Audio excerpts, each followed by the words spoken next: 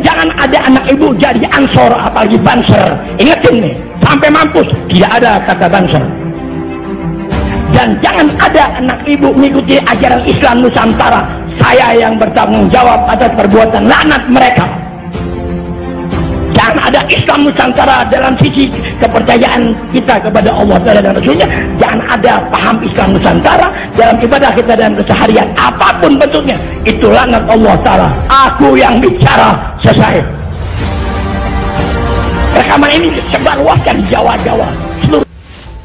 Saya ingin ingatkan saat ini liberal setelah divonis sesat oleh fatwa MUI, mereka ganti baju.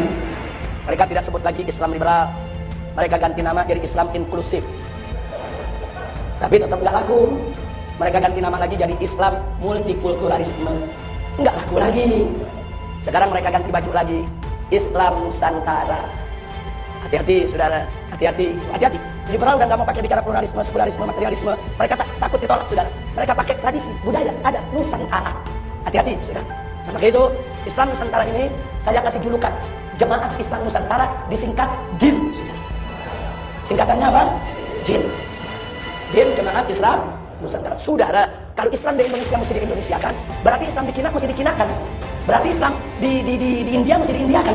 Berarti Islam di Amerika di Amerikakan. Saudara, Islam di Arab tidak pernah diarabkan, saudara. Islam bukan datang dari Arab, Islam datang dari Allah. Allah yang menurunkan Islam kepada Nabi untuk mengislamkan bangsa Arab. Muhammad diutus bukan untuk mengarabkan jahiliyah, tapi mengislamkan bangsa Arab. Betul? Betul? Jadi Islam dari Arab atau dari Allah? Dari Arab atau dari Allah? Arab wajib tidak diislamkan, India wajib tidak diislamkan, Cina wajib tidak diislamkan, Indonesia wajib tidak diislamkan.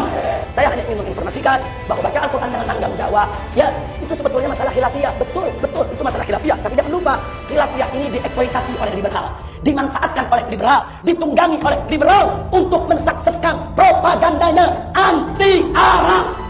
Nah, jadi kami menolak langgam tersebut, walaupun itu persoalan awalnya merupakan khilafiyah, tapi karena sedang dijadikan kuda tunggangan oleh liberal di dalam propaganda Islam Nusantaranya, kami tolak dengan keras. Ini liberal hanya salah satu bentuk perang pemikiran dari saudara. Ini namanya perang pemikiran, dan perang pemikiran ini bahaya. Nah, begitu sebelum saya akhiri, saya tanya umat Islam, kalau begitu musuh-musuh Islam ini bahaya tidak? Bahaya tidak? Kalau begitu saya bertanya umat Islam, siap bersatu tidak? Siap bersatu tidak? Takbir!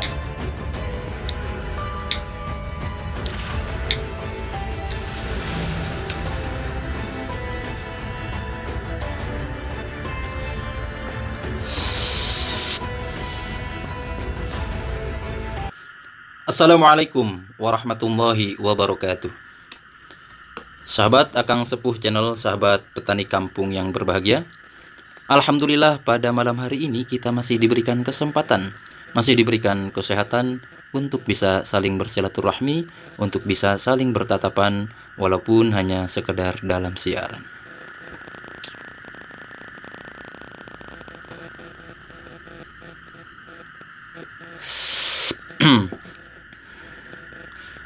Sahabat Akang Sepuh Channel, sahabat petani kampung yang berbahagia. Pada malam hari ini kita akan sedikit bereaksi. Kita akan sedikit memberikan tanggapan terhadap pernyataan-pernyataannya para guru kita di kepengurusan Nahdlatul Ulama. Tentunya masih terkait polemik nasab ini. Seperti yang saya suguhkan video di awal tadi, perihal kelakuannya habaib. Saya tidak katakan oknum. Kalau saya katakan oknum, ini hemat saya tidak pantas sekali. Kenapa? Ini dilontarkan oleh petinggi-petingginya para habaib. Bahkan pimpinan ormas Islam yang dibubarkan kemarin oleh pemerintah. Dan tentunya beliau menjadi public figure, dijadikan panutan, bahkan dijadikannya sebagai imam besar oleh golongannya itu. Dan yang satunya lagi dilontarkan juga oleh sesepuh habaib ya, yang memang pernah saya baca itu dia pernah melakukan suatu kasus memobilisasi, memonopoli kawasan. Yakni di kawasan tersebut dilarang seseorang berjualan, terkecuali memang atas izinnya dia itu. Wah, itu kan sangat biadab ya. Tidak boleh kita demikian, memonopoli perdagangan, memonopoli kawasan atau apapun itu ya, selagi itu memang tidak melanggar syariat ya silahkan, seharusnya. Dan banyaklah. Memang jikalau kita merunut dari segala kasus-kasus habaib itu banyak. Sayangnya tidak diangkat ke media kan, hanya beberapa persen saja yang diangkat ke media. Nah, dari pernyataan tersebut tentulah kita warga NU sangatlah geram. Sangatlah geram kenapa? Kita tidak ridho. Kita tidak mau NU kita berikut ajarannya itu dinistakan kan oleh mereka-mereka. Dihinakan oleh mereka-mereka, disesatkan oleh mereka-mereka. Nah, dalam video ini, walaupun tidak menyebut Nahdlatul Ulama langsung, semisal yang disampaikan oleh Rizik Syihab, tentunya ini kan berkaitan terhadap siapa yang menginisiasi. Rizik Syihab menyinggung perihal ajaran Islam Nusantara. Yang mana kita tahu, Islam Nusantara itu diinisiasi oleh Nahdlatul Ulama. Jikalau berbicara Islam Nusantara, siapa lagi jikalau tidak disandarkan kepada Nahdlatul Ulama? Siapa lagi yang menganut paham ajaran Islam Nusantara? Adapun yang disampaikan oleh Habib yang dari Bogor itu, ini juga sangatlah biadab sekali menurut saya. Mereka berani berfatwa, mereka berani mendoktrin walaupun tidak bermodalkan paham yang benar. Paham keliru sesuai emosionalnya saja mereka sampaikan tanpa tabayun lagi. Oke lah gini, Anda para habaib yang memang tidak suka dengan Nahdlatul Ulama, dengan dalih tidak suka dengan Islam Nusantaranya itu, oke, silahkan. Jikalau memang Anda kebirikan bahwasanya Islam Nusantara itu sesat ataupun bagaimanapun itu, harusnya Anda tabayunkan. Di Nahdlatul Ulama banyak ulama-ulama yang sangat luar biasa.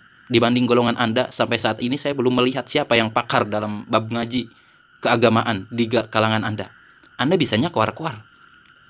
Nahdlatul Ulama menginisiasi Islam Nusantara tentunya hasil permusyawarahan. Hasil bermusyawarah. Di Nahdlatul Ulama ada lembaga Bahsul Masail, pemirsa. Anda dengan mudahnya menyesatkan dan apapun itu, ini kan konyol itu. Tidak logis juga. Nah, berkaitan dengan polemik nasab ini, lucunya, ketika adanya polemik nasab ini, yang mana digagas oleh Kiai Haji Imaduddin Usman, tentunya ada beberapa indikasi dan faktor-faktor pendorong, penyebab kenapa adanya polemik nasab ini. Salah satu di antaranya, seperti ini. Walaupun ya di latar belakangi ada hal yang lain gitu kan. Tetapi jikalau kita melihat, tidak lepas daripada sosok orang ini, yang mana memang yang fenomenal, yang terkenal kontroversi, sosok orang ini, yakni Rizik Syihab, pimpinan ormas yang terlarang oleh pemerintah dibubarkan kemarin. Dengan budaknya itu siapa? Bahar Smith kan? Itu pemicunya. Adapun yang lain karenanya tidak fenomenal mereka berdua ini kontroversinya. Ya dulu ya tidak merebak seperti sekarang. Nah, walhasil karena diangkat oleh mereka, pemicunya mereka itu adanya polemik nasab digagas oleh Kiai Haji Imaduddin Usman, akhirnya banyak juga bermunculan kontradiktif yang lain. Banyak mereka-mereka yang berani mengangkat isu ini. Kasus-kasus yang dilakukan oleh para habaib mereka berani angkat. Bahkan sampai terhadap tentang kehidupan orang lain, tentang rumah tangga orang lain, bahkan ke arah ke seksual pun ya mereka berani angkat. Kenapa? Tujuan mereka bagus, khawatir ada korban selanjutnya. Cukup di saya saja. Ini bukan membuka aib sebetulnya. Hanya saja agar mereka jera. Kita boleh memang membenci seseorang agar mereka itu jera. Kita boleh mengatakan kesalahannya mereka agar mereka itu jera. Kita boleh menghakimi, asalkan berperi kemanusiaan dan tidak di luar batas, kan seperti itu. Nah, adanya polemik nasab ini yang digagas oleh Kiai Haji Imaduddin Usman, yang mana atas dasar pemicunya orang-orang ini, di antaranya mereka menghinakan Nahdlatul Ulama. Di sini saya menyuguhkan hanya 2 video.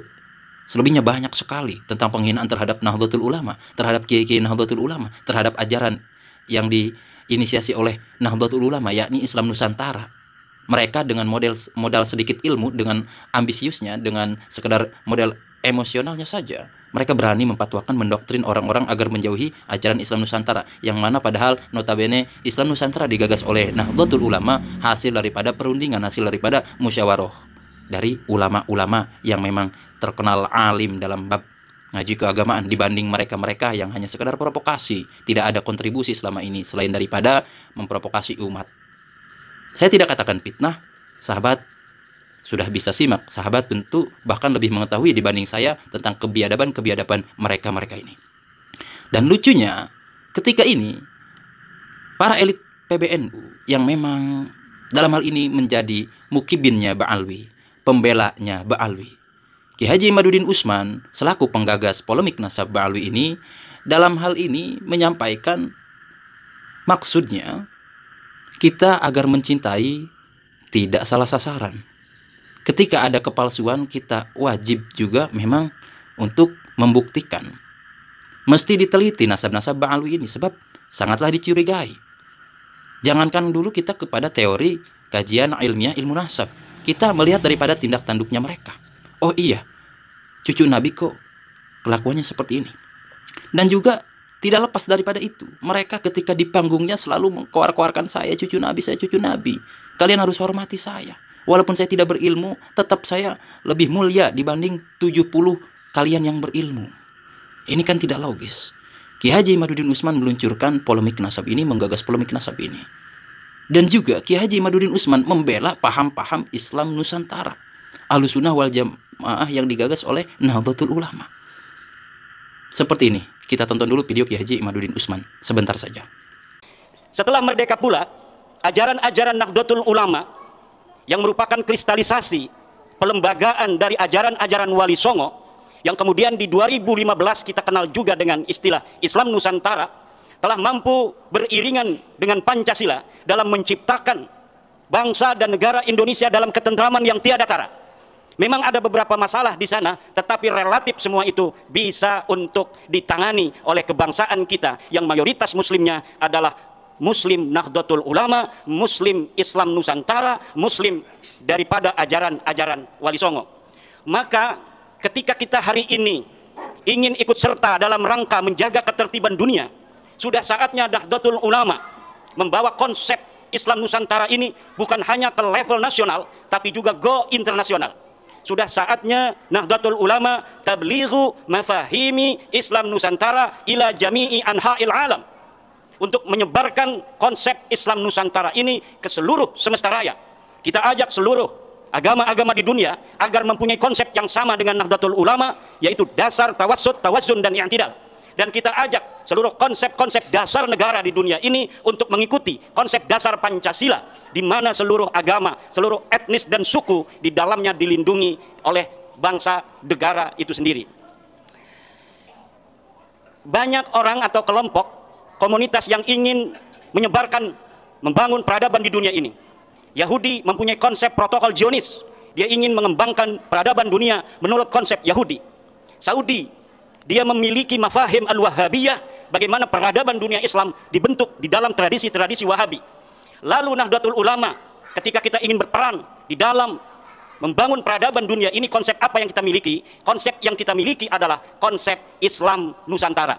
Maka sudah saatnya kita kristalkan ini konsep Islam Nusantara untuk merawat jagad dan membangun peradaban al-muhafadhah 'alal qadimis salih wal akhdhu bil jadidil aslah, yaitu dengan membakukan konsep Islam Nusantara baik di dalam definisi, filosofi maupun teori. Kita berdoa mudah-mudahan Nahdlatul Ulama semakin memberikan manfaat di dalam peradaban dunia ini dalam menciptakan keharmonisan dan perdamaian di tengah-tengah dunia. Demikian, wallahu huwal muwaffiqu ila aqwami thoriqin. Wassalamualaikum warahmatullahi wabarakatuh. Oke, cukup seperti itu saja. Nah, seperti ini, saya ingin bertanya kepada para petinggi elit PBNU, yang mana dalam hal ini menjadi mukibin akutnya Ba'alwi, menjadi pembelanya para habaib yang mana seperti video tadi menghinakan Nahdlatul Ulama. Sudah jelas banyak buktinya. Habaib-habaib memang justru tidak suka dengan Nahdlatul Ulama, mayoritas ya. Walaupun ada sedikit secuil yang gabung ke Nahdlatul Ulama. Kenapa dalam hal ini para elit PBNU, petinggi PBNU membela penghina Nahdlatul Ulama? Ada apa? Sedangkan Ki Haji Imaduddin Usman yang selaku pembela Nahdlatul Ulama, pembela gagasan Nahdlatul Ulama yakni Islam Nusantara, Anda nistakan, bahkan Anda sudutkan, Anda tuduh, Anda fitnah. Ini kan tidak logis. Mana kebijakan panjenengan-panjenengan selaku para petinggi? Oh iya, itu kan disampaikan oleh personalnya, bukan atas nama PBNU. Ya, bagaimanapun itu, suatu kepribadian itu mencerminkan dia itu selaku apa jabatannya. Walaupun tidak atas nama PBNU, akan tetapi itu dipublikasikan. Mereka yang mempublikasikan pasti mencantumkan, menyatut Anda itu selaku apa. Walaupun itu di kajian internal Anda. Harusnya, jikalau memang Anda itu bersikap netral, syarat netral itu harus memahami keduanya. Anda ikuti alurnya, Anda teliti sebelum Anda mengeluarkan pernyataan. Ini kan pernyataannya sangat keji, tuduhannya sangat keji kepada Ki Haji Imaduddin Usman dan kawan-kawan yang mana memang memperjuangkan nasab Wali Songo, memperjuangkan tesis ilmiah ini. Ini sangat lucu. Heran saya, ada apa di tubuh pengurus besar Nahdlatul Ulama ini? Oh, jikalau dikatakan Anda tahu apa? Anda di rumpun, Anda tidak tahu tentang siasat Nahdlatul Ulama. Iya, kami paham. Kami mengakui saya di rumpun, akan tetapi yang tahu masyarakat itu siapa? Bukan panjenengan-panjenengan di atas, akan tetapi yang di bawah. Polemik di bawah, ini yang bergesekan. Kita yang berjuang di bawah. Sedangkan Anda engkang-engkang. Anda yang dapat jabatan daripada petinggi-petinggi pemerintah. Apa sebetulnya maksud kalian? Jikalau memang ada subjektivitas, oke. Karena kami beranggapan pastinya itu. Subjektivitas. Klien bisnis saya, habaib. Lingkungan sosial saya habaib. Bahkan saya punya menantu habaib. Bahkan juga mertua saya habaib. Dan banyak sekali. Apakah ada? Wah, saya menjaga kondusivitas, khawatir chaos dan yang lain-lain. Tidak begitu juga peranannya. Tidak begitu juga dalam memang mempatwakannya, memberi pernyataannya. Ada etikanya dalam memberi pernyataan bahwa menunjukkan kita itu seorang yang netral. Kita itu sosok pimpinan yang bijak. Ada, kami paham. Apalagi ngelihat daripada seorang Rois Am PBNU, seorang ketua PBNU bidang keagamaan. Ini sangatlah lucu komentarnya pemirsa. Tidak hal daripada anak kecil yang tidak tahu apa-apa tapi ingin berkomentar. Ini kan lucu. Tidak mencerminkan bahwasanya dia itu seorang tokoh pimpinan ormas besar Nahdlatul Ulama. Ini kan lucu. Saya ingin menanyakan itu. Apa motifnya selain daripada subjektivitas yang tadi? Itu. Jikalau memang panjenengan itu selaku pemimpin-pemimpin tentunya punya kecerdasan emosional ya. Harusnya pertimbangkan dulu sebelum membuat pernyataan mempatwakan ke khalayak umum.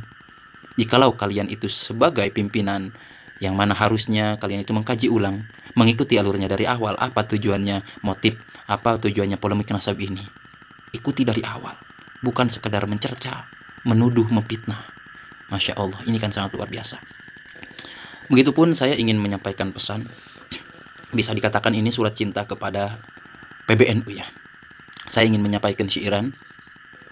Sebetulnya syairan ini sudah lama saya buat dan pernah juga di channel saya yang memang sudah lama itu saya publikasikan, saya posting, akan tetapi saya akan mengulas lagi sekarang untuk menyampaikan pesan ini, surat cinta untuk PBNU. Baik, kita mulai. Salatullahi ma lahat kawakib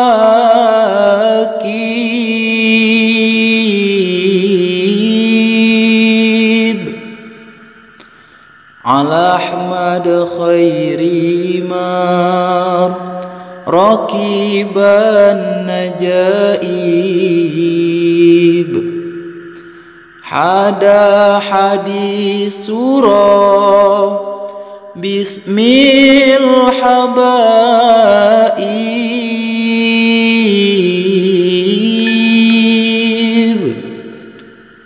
fahaza syukru a'tafar rakaib salatullah salamullah.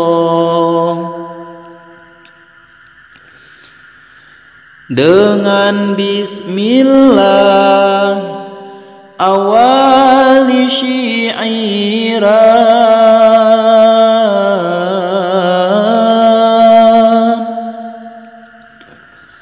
tentang kesedihan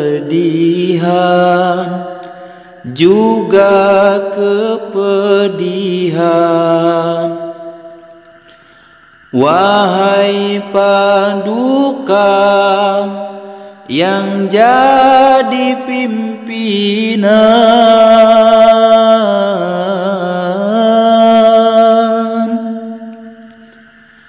wahai para yang jadi panutan kami sekalian. Mengapa engkau hilang kebajikan,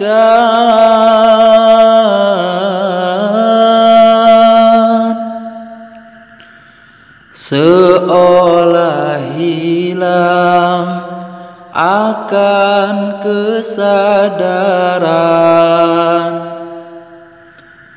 Kajian nasab yang diperjuangkan, kalian malah bantu menyudutkan kami sekalian,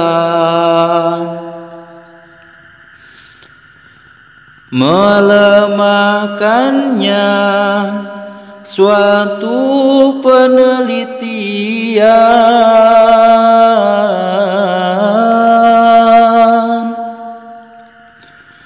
perihal nasab yang dipertentangkan. Umat di bawah selalu gelorakan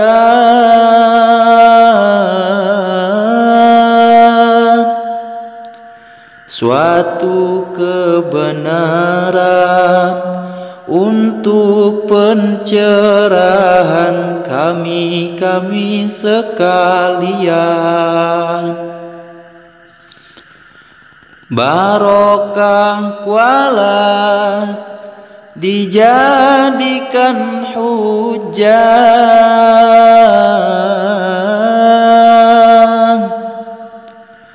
untuk menafikan riset yang ilmiah, doktrinan fitnahan yang disajikannya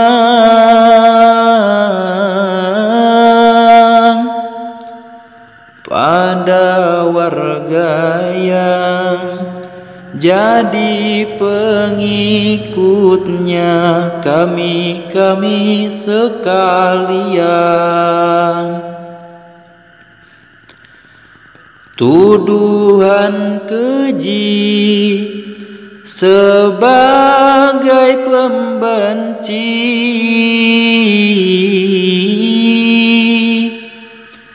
zuriat Nabi nasabnya yang suci, nasab Ba'alwi nyata tersambungkan, konfirmasinya belum dibuktikan pada kami sekalian. Kepalsuan nasab mesti diteliti,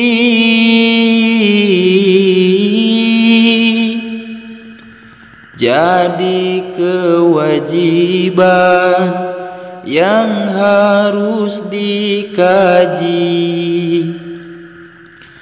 Kami hanyalah butuh kepastian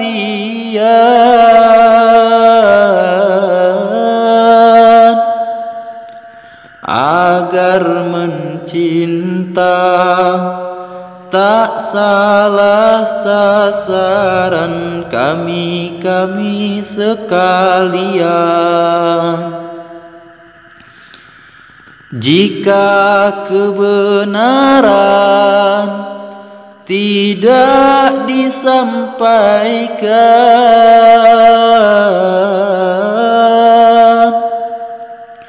jadi kebatilan sebab kekacauan. Pengaruhnya besar jika dibiarkan.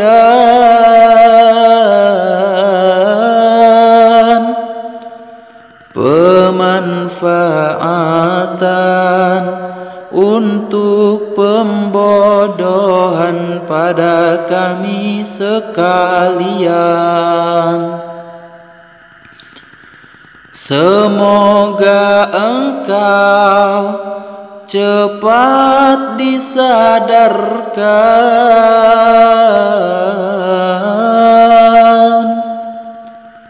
mengambil langkah sikap kebijakan. Semoga Allah segera makbulkan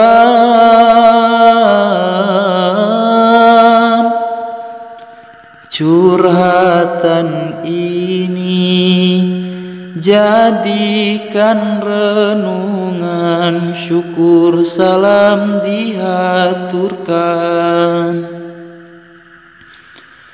Salatullahi ma lahat kawakib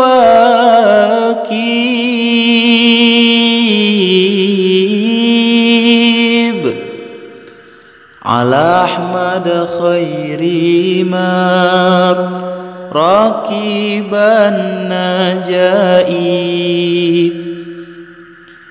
Hada hadis surah bismil habaib.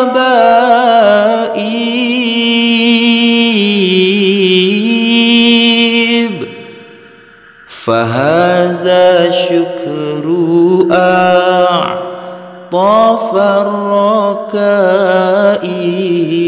Salatullah salamullah. Alhamdulillah.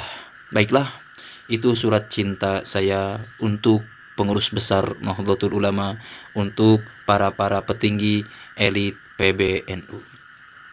Demikian, mungkin hanya itu tanggapan yang bisa saya haturkan. Mohon maaf apabila ada kekeliruan, ada kekurangan. Saya tidak bermaksud untuk menyudutkan ataupun penghinaan, tidak. Saya hanya menyampaikan curhatan saya kepada para petinggi, kepada para yang jadi panutan kita warga Nahdien ini, yang menjadi pengurus besar ataupun di wilayah ataupun dan cabang yang lainnya. Seperti itu. Dan mohon maaf apabila syairannya ya kurang pas mungkin daripada liriknya, atau juga dari pembawaannya saya tidak mengenakan, suara saya tidak enak didengar, ya mohon maaf. Karena apalah, saya hanya menyampaikan curhatan saya, dan juga saya tidak bermodalkan seperti orang lain. Saya bukan qori, saya juga bukan pelantun sholawat yang memang sangat merdu sekali dalam pelantunannya. Oke, itu saja yang bisa saya sampaikan. Akhirul kalam, Akang Sepuh channel Petani Kampung yang berbahagia.